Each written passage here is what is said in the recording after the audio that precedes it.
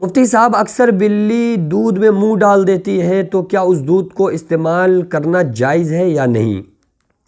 دیکھو، بلی کا جھوٹا استعمال کرنا چاہیے یا نہیں کرنا چاہیے، اس کو آپ سمجھ لیں کہ آقا علیہ الصلوۃ والسلام جو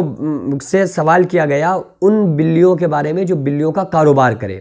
تو آقا علیہ الصلوۃ والسلام نے منع فرما دیا بلیوں کا کاروبار کرنے کے لیے، حالانکہ آقا علیہ السلام کو بلیاں پسند تھیں۔ اب جو چیز آقا علیہ السلام کو پسند ہے تو یہ ان کو پکڑ کے پال کے پھر اس کو بیچنا اور اس کی اجرت لینا، یہ جمہور علماء کے نزدیک تو یہ ہے کہ لے سکتے ہیں، بہرحال مناسب نہیں ہے، بہتر نہیں ہے۔ اب رہا مسئلہ یہ کہ یہ آقا علیہ الصلوۃ والسلام کو پسند تھی بلی، تو اب آقا علیہ الصلوۃ والسلام کو پسند تھی تو اس کا جھوٹا کھانے کا حکم کیا ہوگا شریعت کا؟ اس کا جھوٹا کھانا جائز ہوگا یا ناجائز ہوگا؟ دیکھو، بلی پاک ہے، بلی کو پاک بتایا گیا ہے، اور آقا علیہ الصلوۃ والسلام کی حدیث سے چیز ثابت ہے، اور اس کا جھوٹا بھی پاک ہے، اس کا جھوٹا پاک ہے۔ لیکن اب یہاں پر کنڈیشن دیکھی جائے گی کہ وہ اس نے جو جھوٹا کیا ہے وہ کس طرح سے کیا ہے، کب کیا ہے، کس کنڈیشن میں کیا ہے۔ مثلاً اگر دودھ رکھا ہوا ہے اور وہ بلی آئی اور آنے کے بعد اس میں منہ ڈال دیا، تو اب یہ دیکھا جائے گا کہ وہ بلی جو اس نے منہ ڈالا ہے آ کر، تو ایسا تو نہیں کہ وہ اس سے پہلے بس منہ ڈالنے سے پہلے، دودھ کو جھوٹا کرنے سے پہلے کسی چوہے کو کھا کے آئی ہے،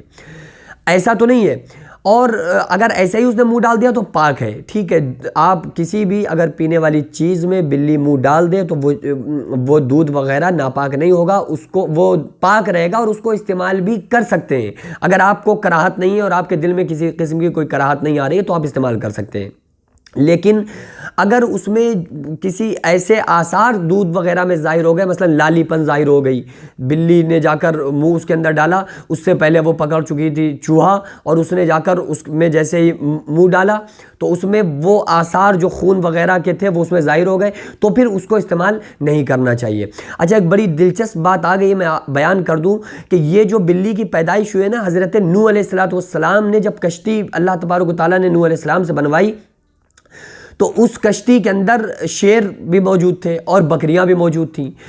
تو اللہ تعالیٰ سے حضرت نوح علیہ السلام نے فرمایا کہ اللہ، یہ شیر کی موجودگی میں یہ بکریاں وغیرہ کیسے رہ سکتی ہیں، کیونکہ یہ شیر تو ان کو اپنی غذا بنا لے گا۔ تو اللہ تعالیٰ نے اس شیر پر بخار ڈال دیا اور وہ بیمار ہو گیا۔ بہرحال شیطان نے ایک چال یہ کھیلی کہ اس نے وہاں پر، اس میں خنزیر وغیرہ بھی تھے اور بھی تمام مخلوقات اللہ کے نبی حضرت نوح علیہ الصلوۃ والسلام نے ساتھ میں لے کر اس کشتی میں سوار ہوئے تھے نا، تو شیطان نے کیا حرکت کی کہ جو خنزیر تھا نا اس کے منہ پہ ہاتھ پھیرا، تو جیسے ہی اس خنزیر کے منہ پر شیطان نے ہاتھ پھیرا تو اس کی ناک سے 2 چوہے گرے اور انہوں نے اس کشتی میں چھید کرنا شروع کر دیا۔ شیطان سوچ رہا تھا کہ چلو اس طرح سے ان کو شاید یہ غرق ہو جائے ان کی کشتی وغیرہ، اپنی پوری کوششیں وہ تو کر ہی رہا تھا۔ تو اب حضرت نوح علیہ السلام نے پھر دعا کی کہ اے پروردگار عالم، اب کیا ہوگا؟ اب تو یہ چوہے اس کے اندر چھید کرنا شروع کر دیا ہے، اب میں تو ان کو پھینک بھی نہیں سکتا ہوں، مار بھی نہیں سکتا ہوں، کیونکہ تیری مخلوق ہے۔ تو اللہ تعالیٰ نے فرمایا میرے نبی نوح، پریشان ہونے کی ضرورت نہیں ہے، بلکہ جو آپ شیر دیکھ رہے ہیں نا جو بیمار پڑا ہوا ہے، اس کے منہ پر ہاتھ پھیریں۔ تو جیسے ہی نوح علیہ السلام نے شیر کے منہ پہ ہاتھ پھیرا تو اس کی ناک سے 2 بلیاں گریں، ان بلیوں نے ان چوہوں کو کھا لیا، جبھی سے بلی جو ہے نا وہ چوہوں کی دشمن بن گئی۔ تو یہ اللہ تبارک و تعالیٰ کی قدرت ہے کہ کس طرح سے اس نے اپنی مخلوقات کو پیدا کیا، ان کی غذا کا انتظام کیا، ان کے کھانے کا اہتمام کیا، اور